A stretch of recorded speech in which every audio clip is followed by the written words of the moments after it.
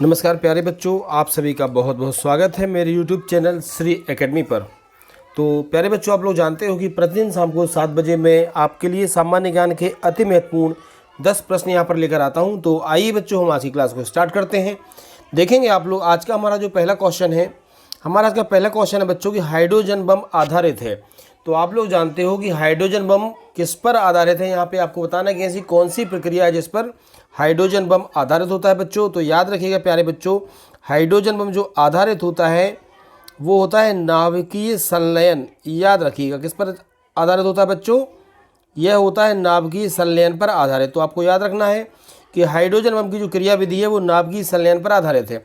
आपको मैंने बताया था कि बात की जाएगी अगर सूर्य में ऊर्जा कैसे उत्पन्न होती है, तो बच्चों हमने आपको ये भी बताया था कि सूर्य में जो ऊर्जा उत्पन्न है वह भी नाभिकीय संलयन की वजह से होती है। आपको हमने पहले वाले वीडियो में ये क्वेश्चन एक बार आया था कि सूर्य में ऊर्जा की उत्पत्ति कैसे होती है, तो वो नाभिकीय संलयन की वजह से होती है। तो यहाँ पे जो हाइड्रोजन बम है प्यारे बच्चों, यह भी नाभिकीय संलयन पर आधारित होता है। ठीक है, अगला क्वेश्चन देखिएगा बच्चों। नेक्स्ट क्वेश्चन हम देखेंगे पास्कल किसकी इकाई है। हमारा जो अगला क्वेश्चन है बच्चों, पास्कल किसकी इकाई है, तो आपको यहाँ पर ये बताना है प्यारे बच्चों कि पास्कल किसकी इकाई है। ठीक है, तो इसका राइट आंसर है यहाँ से आप देखेंगे दाब, है ना। इसका राइट आंसर क्या होगा बच्चों, इसका राइट आंसर है यहाँ से दाब।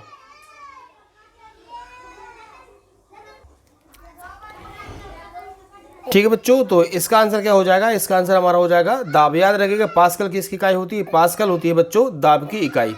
ठीक है, क्वेश्चन नंबर 3 की बात करेंगे। क्वेश्चन नंबर हमारा 3 है बच्चों, सबसे भारी धातु कौन सी है। सबसे हल्की धातु हम आपको बता चुके हैं, सबसे हल्का तत्व भी आपको बता चुके हैं। दोनों अलग अलग क्वेश्चन है बच्चों, है ना। देखिए अब सबसे भारी धातु की हम बात करेंगे, तो सबसे भारी जो धातु होती है बच्चों वो है ओस्मियम। याद रखिए कौन सी, सबसे भारी धातु की बात करेंगे तो इसका राइट आंसर है ओस्मियम। क्या है प्यारे बच्चों, ओस्मियम। याद रखेंगे आप लोग, सबसे भारी धातु कौन सी बच्चों, ओस्मियम। आपको इसको भूलना नहीं है, ठीक है ना। सबसे भारी धातु कौन सी प्यारे बच्चों, सबसे भारी धातु है ओस्मियम। ओके, क्वेश्चन नंबर हम 4 की बात करेंगे। हमारा क्वेश्चन नंबर 4 देखेंगे आप लोग। क्वेश्चन नंबर 4 है हमारा, मानव त्वचा में पाए जाने वाला वर्णक कौन सा है। अब ये क्वेश्चन समझिए, मानव त्वचा हमारी जो स्किन होती है उसमें कौन सा वर्णक पाया जाता है, तो इसका राइट आंसर होगा प्यारे बच्चों, इसका याद रखना आप लोग, इसका राइट आंसर है मेलानिन। कौन सा है, इसका राइट आंसर है मेलानिन। अब ये मेलानिन क्या करता है, आपको ध्यान रखना बच्चों। हम जानते हैं कि कोई बहुत ज़्यादा कैसा होता है, काला, और बहुत ज़्यादा कोई होता है गोरा। तो ये काला और गोरा किसके ऊपर डिपेंड करेगा, स्किन त्वचा पे निर्भर करता है ना। त्वचा से पता चलता है कि कोई गोरा है या काला। तो किसी भी व्यक्ति की स्किन का रंग काला या गोरा ये डिपेंड करता है मेलानिन पे। किस पे, मेलानिन पे। अब याद रखिए, यदि किसी की स्किन में ये जो मेलानिन है ये यदि ज़्यादा होता है तो उस व्यक्ति का रंग काला होता है, और मेलानिन यदि मान लीजिए किसी की स्किन में कम है तो वो कैसा होता है, गोरा। लेकिन याद रखिए मेलानिन की एक अच्छी बात ये भी है, यदि किसी की स्किन में मेलानिन होता है, मतलब कोई काला व्यक्ति होता है, उसको कैंसर होने के चांसेस बहुत ज़्यादा कम होते हैं। ओके बच्चों, तो मानव त्वचा में पाए जाने वाला वर्णक कौन सा है, इसका राइट आंसर है मेलानिन। ओके, क्वेश्चन नंबर 5 में देखिए। अब हमारा अगला जो क्वेश्चन नंबर बेटा देखेंगे आप लोग, नंबर 5 का, संसार का सबसे बड़ा फूल कौन सा है। ठीक है, क्वेश्चन क्या है बच्चों, क्वेश्चन है संसार का सबसे बड़ा फूल कौन सा है। ओके, तो प्यारे बच्चों इसका राइट आंसर है, आप लोग याद रखिए, रेफलेसिया। क्या है, इसका राइट आंसर है रेफलेसिया। आपको भूलना नहीं है, संसार का सबसे बड़ा फूल जो है वो रेफलेसिया है। कौन सा है बच्चों, रेफलेसिया।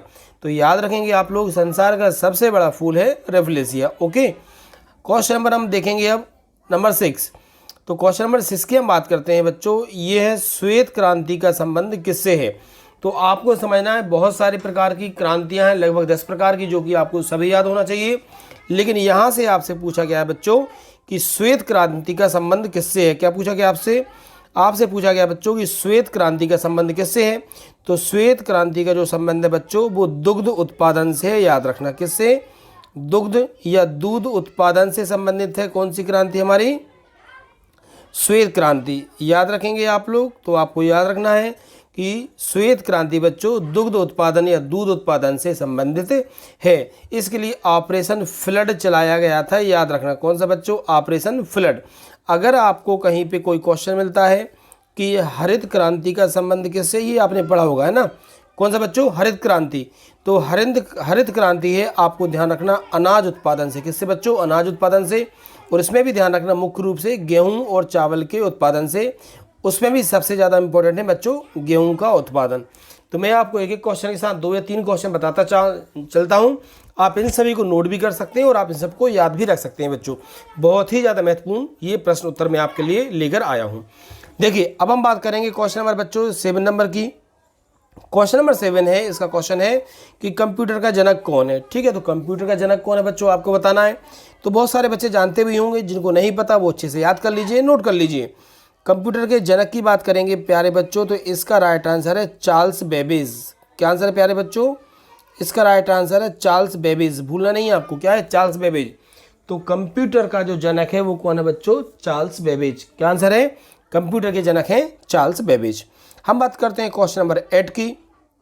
क्वेश्चन नंबर हमारा जो 8 है बच्चों वो है राशियों की कुल संख्या कितनी होती है। आप लोगों ने सुना होगा, कभी कभी किसी को बात कर दो कि तुम्हारी राशि कौन सी है, तुम्हारी कौन सी है, तो आप देखेंगे ऐसी पूरे भाई हमारा ये जो भूगोल जब पढ़ते हैं तो इन राशियों का उल्लेख मिलता है।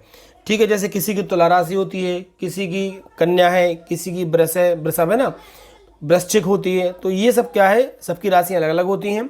तो राशियों की हम कुल संख्या की बात करेंगे बच्चों, तो इसका राइट आंसर है 12। ठीक है, याद रखिएगा, आप भूलना नहीं है।